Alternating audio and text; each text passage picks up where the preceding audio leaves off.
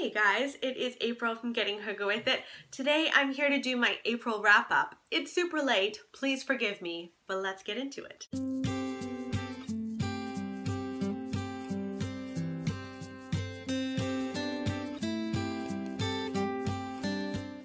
So I'm going to do this from like least favorite to favorite. The first book that I read in April was The Night Circus.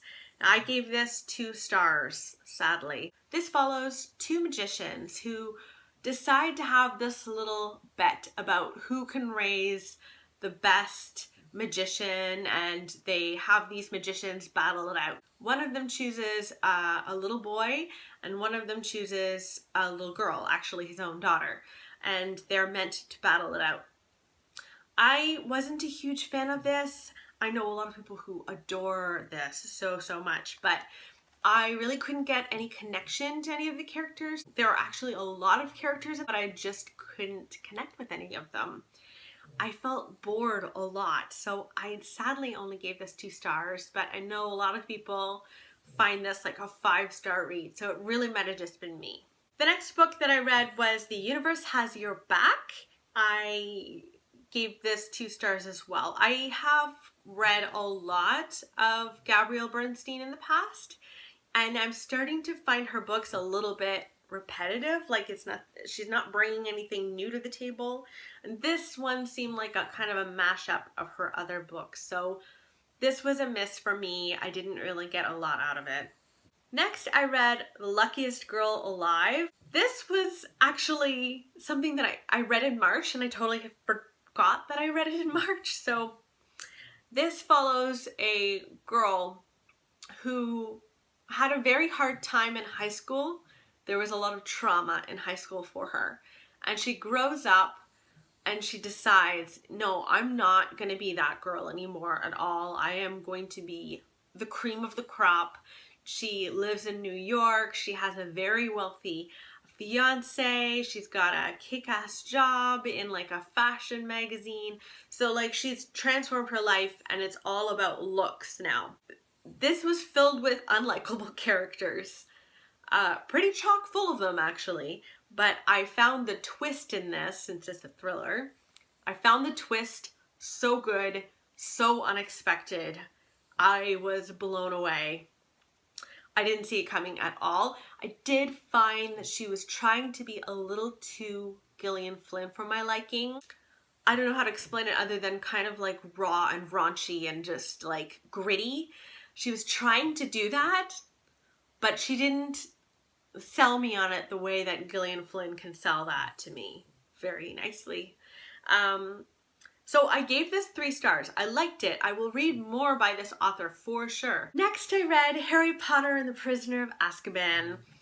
Now, I love the world of Harry Potter. It's comfort to me as it is to most people, but there was something about the time issues that made me go, why didn't they just use this in like all future problems? That I think was an enormous mistake on the part of J.K. Rowling, unless I don't understand something. So because of that, I only gave this 3 stars. Now usually Harry Potter is like automatically 5 stars, but just the time thing kind of confused me. I also finished it. I finished it on like April 30th, like at the very end of April. I was like just tearing my way through it. I think I read like 600 pages in 2 days. I really enjoyed it. I'm doing a review on that, so I'm not going to go into that here, but I did give it 3 stars. I really liked some of it and I really hated other parts of it, so I go into detail in my review. Finally, I read When Breath Becomes Air. This one is a tearjerker for sure. This is a nonfiction book about a man who is a doctor and finds out he has terminal cancer. Really beautifully constructed, because the first portion of the book you're reading about him and his experiences as a doctor and becoming a doctor and going through school and what inspired him, and also it was very honest about the things that he struggled with during his training, the strain that it put on his marriage. It was really, really enlightening for me, and I thought much differently about doctors after reading it. And then it flips over to him as now a patient and being treated, and it was very heart-wrenching. I cried multiple times, but it was such a good read. I completely know why it is a national bestseller now. It was wonderful. So those were all of the books that I read in April. I'm actually super proud of myself for having read all of those, considering that it is like 1,200 pages. It's a beast. So those are the books that I read. Let me know if you have any books that you've read recently that you've absolutely loved, and I might just put it on my TBR. I will see you next time. Bye!